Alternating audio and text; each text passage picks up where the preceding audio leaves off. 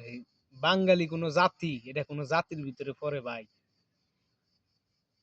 কি বলবো, মুখের ভাষা নাই। আজকে সকালবেলা ডিউটিতে গেছি, তো ওরা জিজ্ঞেস করতেছে কিরে তোর দেশে নাকি 20 জন 25 জন লোক মারা, ছেলে মেয়ে মারা গেছিল, স্টুডেন্ট।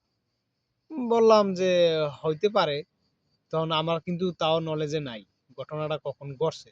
কিন্তু ওরা ঠিকই খবরটা নিয়েছে, কিন্তু আমাদের বাংলাদেশের কিছু মিডিয়ায় দেখলাম কেউ বলল 20 জন 25 জন, ইতালিতে নিউজে হয়তো 20 জন 25 জন এরকমই হয়েছে স্বাভাবিক, কিন্তু অন্য অন্য নিউজে দেখলাম আরো বেশি, অসংখ্য অসংখ্য ছেলে ফেলে মারা গেছে। যাই হোক, তো ভাই আমরা অনেকগুলা ভিডিওতে আমি আবার দেখলাম যে মানে ফেসবুক, ইউটিউব, এই ধরনের কিছু সাংবাদিক বলবো না, এদেরকে আমি আসলে সাংঘাতিক বলবো।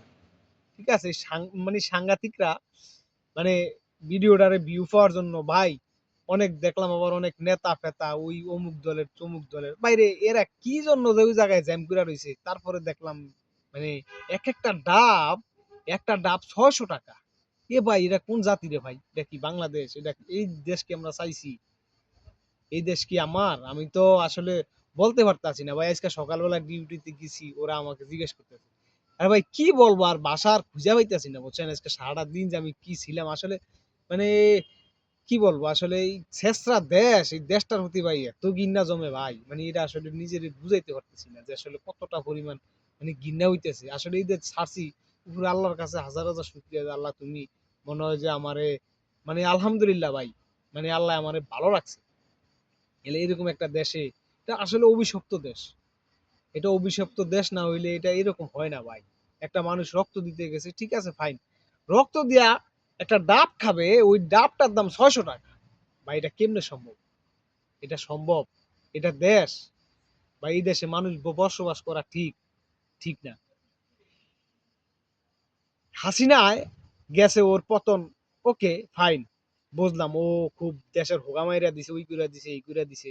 এখন যেই সাংঘাতিকরা বইসা আছে ভাই, এরা আসলে কি বলবো, এরা আসলে মানে জাতিগতভাবে আমরা ভাই ভালো না, বুঝছেন? আমরা জাতিগতভাবে কি বলবো, আর এতটা অর্থউস মানে কি বলবার ভাষা আসলে খুঁজা হইতাছে না।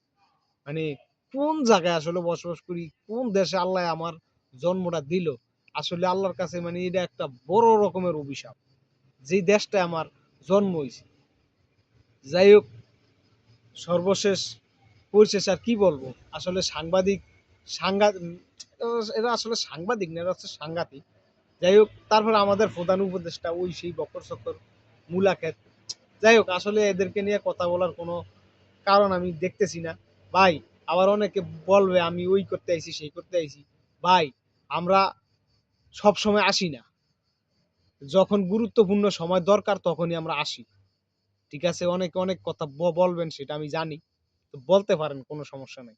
ঠিক আছে, তো এরকম অভিশপ্ত বাংলাদেশ থেকে আল্লাহ যে মুক্তি দিছে, আল্লাহর কাছে হাজার হাজার শুকরিয়া, আলহামদুলিল্লাহ, যে আল্লাহ ওই দেশ থেকে মুক্তি করে অন্য একটা দেশে হয়তো বা যেভাবেই থাকি, হ্যাঁ, খারাপ থাকি আর ভালো থাকি, আলহামদুলিল্লাহ যে ওই অভিশপ্ত দেশের থেকে আমরা মুক্তি পাইছি। তো যাই হোক, দিন শেষে একটাই বলবো, আপনারা গুজব ছড়ানোর দরকার নাই। কেন গুজব ছড়ান ভাই? গুজব ছড়াতে কোনো লাভ নাই। কি লাভ ভাই? এই যে তুমি মানুষ, আপনারা হসপিটালে রক্ত নাই ভাই, রক্ত দিতে পারে না, হসপিটালের রক্ত ডাইরেক্ট অফ, সে রক্ত নাই। আরে ভাই রক্ত নাই, রক্ত কি নাই? এতদিন ছিল না যে অনেক ছেলে ফেলে দেখলাম রক্ত দিয়েছে, তো ওরা কি শুধু একটাই দিছে? ওরা তো ভাই ডাবলও দিতে পারে, হয় না? তা আপনারা দেখাইছেন কি যে 25 জন 25 জন আহত হয়েছে বা নিহত হয়েছে। তাই 25 জন যদি হয়ে থাকে, মোটামুটি নরমালি দেখলাম 500 থেকে 600, মানে নরমালে 600 ছেলে ফেলে রক্ত দিয়েছে। ওই রক্তগুলা কোথায়?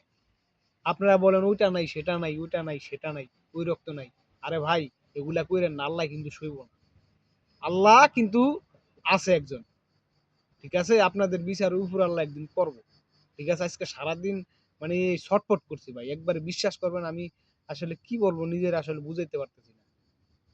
ঠিক আছে, তো যাই হোক, আমরা ভাই ভাইরাল হইতে আসি নাই। ঠিক আছে, আমরা আইছি, আমরা আসবো, যখন সময় হয় দেশের জন্য প্রয়োজন হয় তখন আমরা আসবো ইনশাআল্লাহ, আবার ফিরে আসবো। অনেক, অনেক কথা বলতে পারেন, বলেন। কোনো সমস্যা নাই, কোনো সমস্যা নাই। সময় মতো আমরা আবার ঠিকই আসবো। ওকে, আল্লাহ হাফেজ। আসসালামু আলাইকুম। ভালো থাকবেন সবাই। বাই।